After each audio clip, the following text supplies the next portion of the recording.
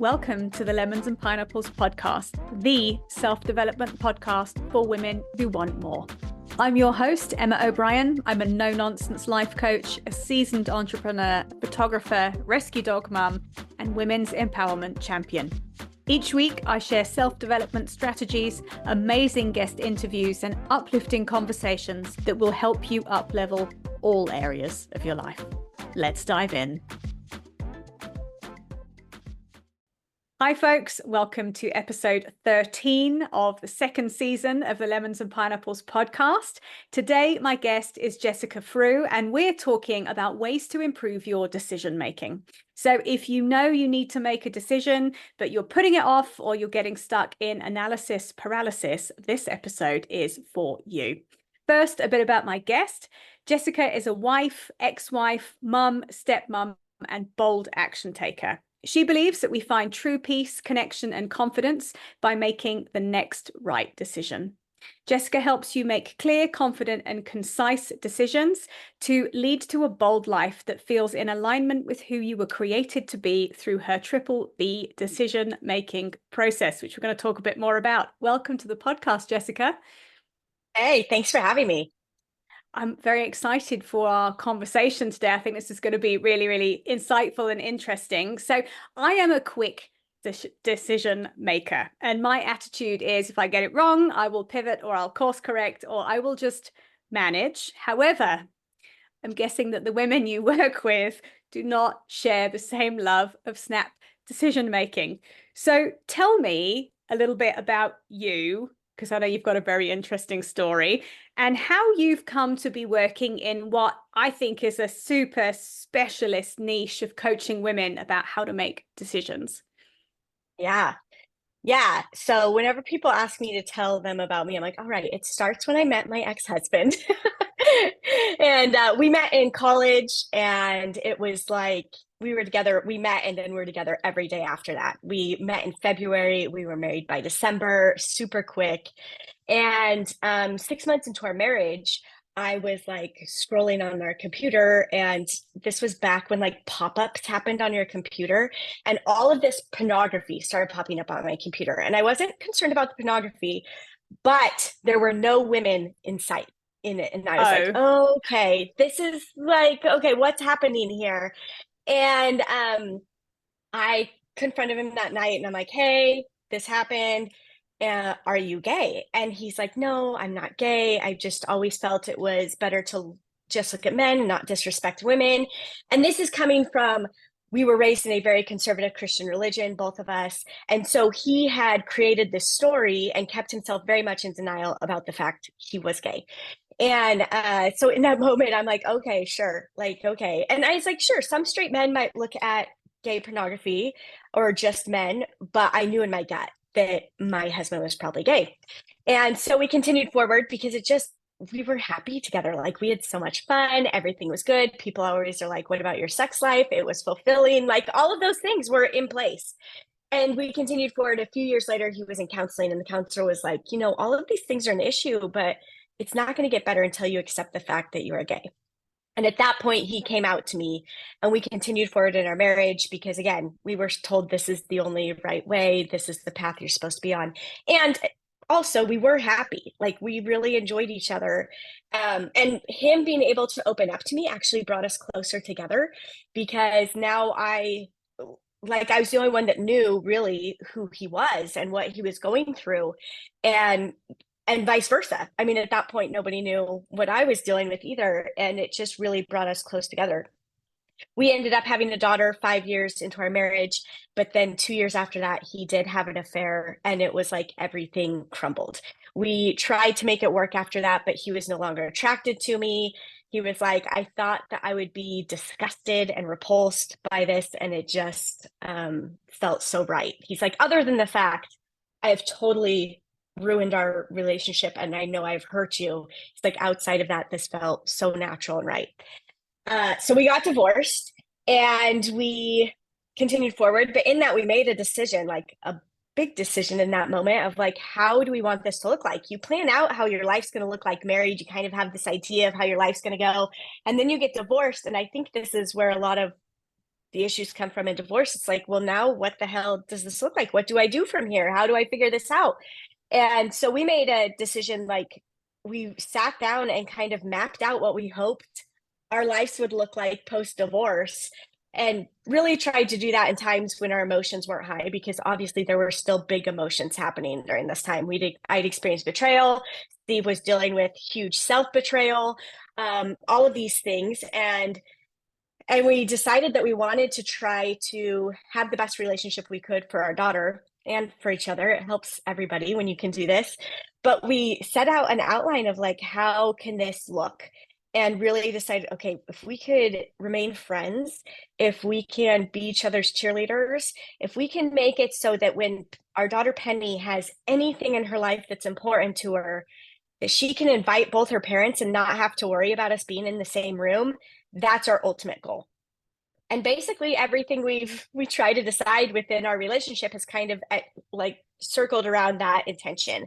Hard conversations done out of love so that we can create that. Fast forward, we are, oh man, 12 and a half years post divorce. I am remarried. I've been remarried for 11 years now, which has been a whole nother crazy experience. I'm always like, I see why second marriages end so quickly and for so many reasons. But we are here 11 years in, and it's amazing. And Steve and I are still very good friends. Like, he is still very much a part of our lives. We hosted a podcast together for 5 years. We recently just pivoted on that. And he has a partner now who's been around for several years, who is a part of our family as well. And it's been interesting to me to see how the decision-making process plays into this. And like you're saying, you're able to make those snap decisions. I'm a pretty quick decision maker as well. And there's some things I take more time on, but relatively fast for anybody I know.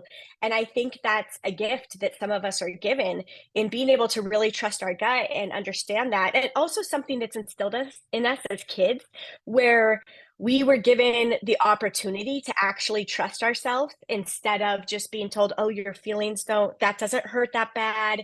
It's not that big of a deal. You shouldn't want that. You shouldn't do that. There's something that's been ingrained in us, that it's okay to trust who we are. It's okay to trust our gut in those decision-making processes. And that's made a huge difference in my life. And so I've come around to, I helped women for a while who were specifically in my same situation, who had a partner come out. And now I've brought in, because I've seen there's so many women in self-betrayal that we've been trained that that's the way to do life. And it really keeps us from being able to make decisions and act on them that are right for us. And so I've been able to create a life based on that, of like, listen, I get to trust myself. And now it's something that can be taught. We can regain this ability to make decisions and to feel confident in those decisions. And just as you were saying in the beginning, you make the decision knowing that no matter the outcome on the other side, I can shift, I can pivot. Like, this isn't an end all be all. This is just a decision that's then going to give me clarity for the next one. So there's like the overview of who I am and what I do. Yeah, amazing. I mean, there's so much in there. And what I hear in there is that you and your ex-husband made a very conscious decision to choose what was happening in your lives. And I think that is key, isn't it? To having good relationships with people, to communicating well with people, is thinking through what you're doing before you do it, not being at the mercy of emotions and allowing kind of unconscious stuff to run the show. One thing that stood out for me, because this has been something I've been talking about on my podcast, is being able to approach those difficult conversations.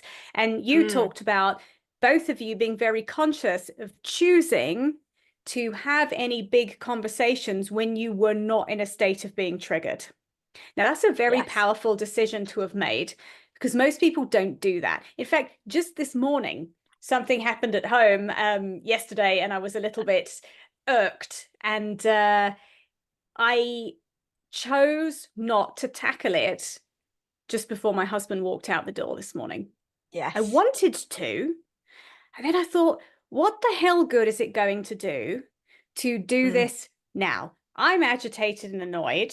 He knows I'm annoyed, and he's just about to leave for work. This is only going to end one way. So I'm just going to taper back my need to conflict resolve immediately, because I've noticed that's something I like to do. Is like, let's just get this dealt with so we don't have this anymore, and then we can move on. And Yeah. sometimes you have to learn to sit in the difficult feelings. So anyway, it wasn't that major, but I thought I will just tackle it when I can say, please, could we have a conversation? Here is why I was annoyed this morning. When you're not Yes. annoyed is the time to do it. And I think that's such a powerful insight that you've shared there, because so often we make choices from a space of being triggered, of being angry, of being jealous, of being, and that's not a good place to make decisions from at all. And that is information. Like, you don't want to ignore those feelings. You don't want to just suppress them and push them down, Yeah. but doing exactly like what you're saying. And I think some people get those two things confused. We're not saying you ignore it. We're not saying you push it down. We're not saying you don't acknowledge that it's there. But often having the conversation around what happened is better in an hour or two, like later Yeah. that day. And sometimes, people will push, like, oh, we need to have this conversation now. If you're not ready, saying, like, I want to have this conversation with you, but I am not in the right emotional space to have it and still be constructive. I want to come out of this conversation still loving and appreciating you, or still supporting you, or whatever that relationship looks like. And therefore, this isn't the time for me to have that conversation. And there were many times, like, Steve and I would say that, like, I'd be like, hey, I want to talk about this. He's like, I can't right now. I see it. I will have this conversation with you, but I can't emotionally right now, and vice versa. And we got really good at just respecting that in each other, saying, okay, I understand that. Take your time, because we're processing through a lot here, and we'll come back to it. Yeah, I mean, there's a huge amount of things to go through. Yeah. One thing that you talked about was learning to trust your gut. So you Mm, shared that you'd been brought up in a very Christian, very conservative household. And I think often when there is a lot of external programming that's put on you, and this is very common for women, it's something I see is I'll have women say to me, I did this. I knew in my heart, or I knew in my gut told me that it wasn't the right thing to do, but I went ahead and did it anyway. So just talk to me a little bit about the process of relearning to trust your gut when you've not been allowed to. Because yeah, I think it's a process. It's one you have to kind of, it is. you've got to jump in and, not even jump in, you've got to sort of step in and out a little bit with it to feel it out. So Yeah. just talk to me about what that was like for you. Yeah, for me, I've been someone who at a young age was taught to trust my gut. Even though I was in this conservative Christian religion, I realized I didn't have the same experience as most people, where, yes, there's an authority figure, we're supposed to do what we're told type thing. And also, I knew that I could do what I needed and trust that. And so I think that's a gift that I was given, but I saw that at a young age. I remember, so part of my whole platform is to be bold.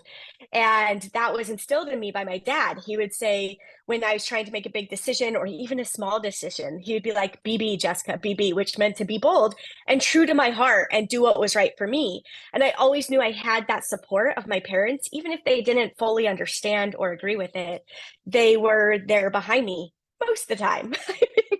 you know and so I've been able to build on that and really just have this deep connection to myself. Now, I lost that when I was in my second marriage. Starting out my second marriage is when I really felt like I lost that connection. And I spiraled into this need to prove my worth, need to prove my value, so that my second husband, would keep me around. I needed him to know that I was worth keeping around. I needed his ex-wife to know. I needed his kids to know. Like, I had something to prove, and it almost ended our marriage. And partially because he was working through his own crap, and in him working through his own crap, I felt him pulling away, and therefore I'm grasping at straws to bring him in. And I left him at one point, and I was like, I'm done. I'm losing myself. And I thought I was afraid to lose him. And I realized I was more afraid to lose myself in that moment. And I came back a couple days later. He wasn't real happy that I was coming back. I was like, I am coming back though. And I didn't speak this to him. I just knew in my heart, if I am coming back to try this one more time, because I knew we were good together, we just needed to figure out a lot of stuff. I'm coming back, being true to myself and trusting my gut and making those decisions. And it comes at one decision at a time, is what I tell women. And I'm like, this starts with, what do you actually want to put on your body? What is going to feel good for you to dress in today? Not what you should wear, not what you've been told you should wear. And again, in like Christian conservative upbringing, I was very much trained, you don't wear tank tops, you wear certain things and all this stuff. And so trusting that in yourself of like, but what feels right for me and good for me?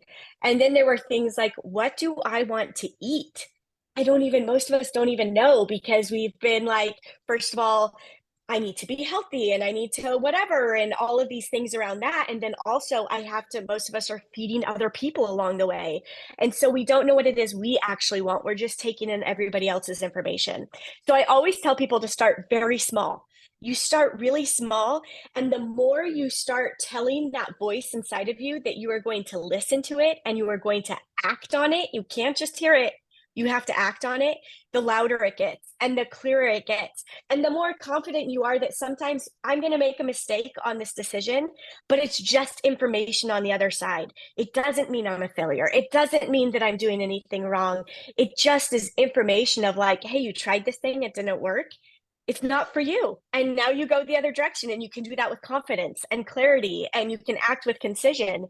And so it's just this very step-by-step doable process, because that's the other thing, is we get like all wrapped up into it has to be all or nothing, and I have to make these drastic changes, and that doesn't serve us. It has to be one little small thing at a time, and then we gain that confidence in ourselves and in trusting our gut, and we're like, okay, I can trust this, I can act on this. Yeah, I think that's so powerful. Because often I think as women, and this is something I coach people around as well, is women don't know what they want, because like you've said, that women, a lot of women are inherent people pleasers. Perhaps they've been in situations where their confidence has been completely eroded. It's no surprise to me that you said when you felt your second husband pulling away that you started to be very triggered by that, because it's a wound, it's a deep wound that you had to work through and do your own work to and work with Matt to move through that. And kudos to you for doing that, because I think nobody would have blamed you for making a hasty exit, because I mean, what are the chances of two gay husbands? But I mean, never say never, right? I don't know. How unfortunate could one person be? I don't know. Thank heavens that didn't happen. And I haven't known anybody yet that has happened to. But it's like the biggest fear of women who have been through this situation, Carrie. They're like, well, I didn't know the first time. How will I know the second time? I'm like, oh, you will be able to tell. Trust me. Yeah. And I think also there's that element see the of signs. Don't think you could be that. I don't think it could happen to you twice, but yeah, jury's out there, folks. If anyone knows anybody who that has happened to, I think we need to hear about it. So just talk me through. So you've talked about making decisions really easy, making them really small, and making it manageable, especially if you've not been asking yourself, what is it I actually want? So let's say actually you're living in a life that you don't really want. That's something you've got to change one choice at a time. Yes. I mean, don't know. It depends how risk averse you are, but I don't think that's the time to upturn everything. It's starting, like you've said, with small things. What is it I want? What is it I want instead? What's in the way of that? And what's the smallest step I can take to start to move myself towards that? Yeah, it's part of like smallerizing these decisions and then exploring the options before we jump at this huge drastic thing. And sometimes you are just ready for the leap because you have sat in it for so long.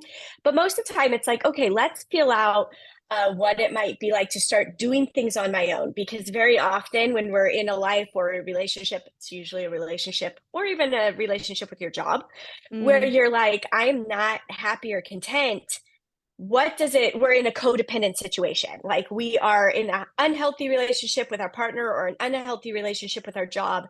And what steps can I take to start releasing the codependency or whatever that. So can I Yes. do one thing a week that is just for me? Is there something that I can do that feels good each day, outside of this relationship with my partner, and start feeling what feels like to do things on your own, or to even start like, I'm not content in my job. What is it that I might want? Like, start exploring just other jobs of like these simple things that I think we overlook because it seems Mhm. so basic. Like, oh, Yes. I could just see what this feels like. I could talk to somebody in that industry and pick Yes. their brain of like, would this fulfill these things that I'm wanting to do? Instead, I think often we just jump. We either jump too big or we don't jump at all. I think there's like Yes. this huge thing. And so we have to go through this process of like, what if we just take smaller steps? And I call it smallerizing. I got that word from one of my coaches a long time ago. I was like, that is exactly what we do. We smallerize things. Yeah. We are going to chop it down into these little doable steps. When people are ready to leave their partner, if they really think they're ready, I'll be like, okay, well, let's feel out. Because again, like the big concern is finances or whatever. I'm Mhm. like, you need to have a call with this. I have different contacts with these people who will help you look at your finances, what you need in place so that you actually feel empowered going into this process. And if you get in there and you're like, not just because of finances, but you start going through this process and you're like, you know what, I don't really want a divorce, but I do need to heal this other thing on the other side to be able to make it through. It starts giving you that information. Like, Yeah. just taking the action gives you that information. And it doesn't mean you have to get a divorce just because you're looking into it. It just means you are making a conscious choice to stay on the other end. So, like, it gives you an actual choice instead of just that should. Well, I should stay. And when we should on ourselves, it's placing judgment. And Yeah. it is telling ourselves, no, I have to do this thing. This is what I'm supposed to do. This is what I've been told I need to do. Instead of being like, well, I could stay or I could leave. What actually feels good in my heart? So we got to break it down. I think that's just so brilliant. If you're thinking about doing something big, if you're thinking about a big decision, take the time to dip a toe in the water. Like you've said, research it, gather information. Then you are making a decision from a place of really actively choosing. Because I think something a lot of people do is they leave one relationship because it's not great, don't do any inner work, jump into another one, find that it's really unfortunate, but the same pattern seems to be playing out Yep. again. And it will keep going until you take the time to heal the stuff. And healing the Yeah. stuff might mean doing your own work and staying and having some difficult conversations and going to couples counseling. That's it. And that's a hell of a lot less stressful than going from husband to or wife, whatever, to Yeah. again and again and again. Jessica, talk to me about your triple B decision making formula. I'm quite intrigued by Yeah. this. Yeah, and this stems from going back to that be bold mindset of like, okay, this is what I was taught. This is how I work through things. And people come to me all the time. They're like, but how do I do this? And I'm like, this is how. And it is, so there's three steps that we focus on in the obviously triple B, but it is first, we are going to be gentle with ourselves. We are so hard on ourselves and so judgmental. And we think that that is going to propel us forward and that is going to get us taking action, but it's not. Until we can be gentle and loving with ourselves and give ourselves grace, we can't move forward. And so that's that first step is we are going to learn to be gentle and gracious with ourselves. And then we are going to be humble, which means that we are going to learn about ourselves. It doesn't mean we're going to be a doormat. It doesn't mean that we do all these things, but it means we release our ego of, well, this is the way my life has to look. This is the way it should look. This is what I wanted from day one. And I'm determined I'm going to stay in this and figure it out when it's not even serving us anymore. So we release that ego, we are humble, and we start into that process of the research and understanding. We get to know ourselves, we understand our values, and then we can go to the next step, which is be bold and take the action. So there's like this, like we're saying, like you want to do research, you want to explore things, you don't want to get stuck here, because we often will get stuck there too, because it feels comfortable and it feels safe to not take this next action that seems scary. Yeah. Yeah. And so then we have to actually be bold and take the action. That's where we take like the leap of faith and do those things. So that's kind of this process that we go through is being gentle, and then we get to be humble and release that ego, and then we get to be bold and take action on that.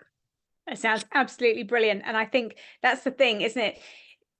When you are information gathering, that's great. But you, like you've said, you can't stay there because nothing changes just because you've got some information. You have to take action. You have to do something. And you've talked about it doesn't have to be a massive thing. You can start by taking small actions to build your confidence and figure out what could be an option for you instead, as an alternative. Absolutely brilliant. This has been such a wonderful conversation. I've really, really enjoyed talking to you, Jessica. Thank you for joining me.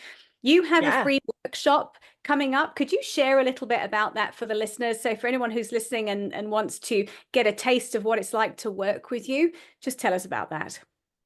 Yes. So this workshop is called Your Next Best Decision, and it is designed to help you create some momentum in your life of one little thing that you can take action on.